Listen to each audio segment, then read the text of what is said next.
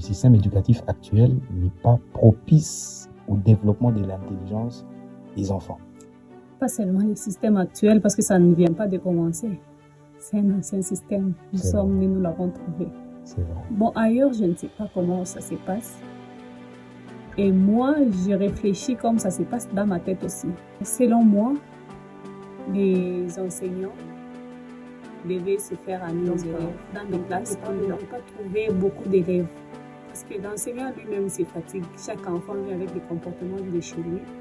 Et pour vous lui donner 100 élèves, 80 élèves, il ne sait pas comment gérer tous ces enfants-là. Donc lui, il s'arrête à donner cours, à corriger les cahiers et rentrer chez lui.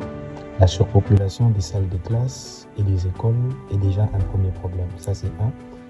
Deux, tu as dit que les enseignants devraient se faire amis. Et moi, j'ai envie de savoir, mais quand est-ce qu'ils imposent leur autorité à leurs amis? C'est difficile. L'autorité ne peut pas être imposée.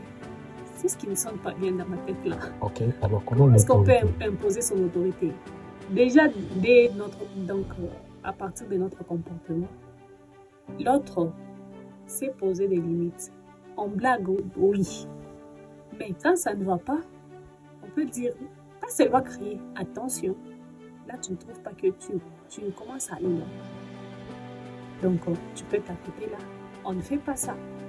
Les enfants, déjà quand ils grandissent, on leur dit, ça on ne fait pas, ça on ne touche pas. Ils sont assez intelligents aussi pour comprendre ça. Et s'ils violent la règle que tu poses, qu'est-ce qui arrive? Il n'est pas interdit de punir les enfants. Parce que leur punir, c'est aussi une façon de leur montrer qu'on les aime. Okay. Parce que il faut aussi... Il y a un film que j'ai suivi dernièrement. C'est une fille qui était à la fois sourde, muette et aveugle. Elle a été trop gâtée par ses parents parce qu'ils avaient cette compassion-là. Ils ont voulu montrer trop d'amour à leur enfant. On lui donnait tout ce qu'il voulait. L'enfant faisait trop de bêtises. Il pouvait même jeter les bébés qui dormaient dans les berceaux.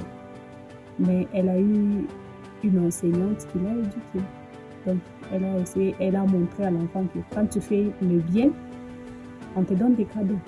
On te donne des bonbons. Quand tu fais le mal, on punit. S'il faut frapper, elle frappe.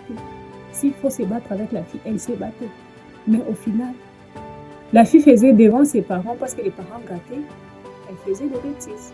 Mais quand les parents n'étaient pas là, elle devenait sage.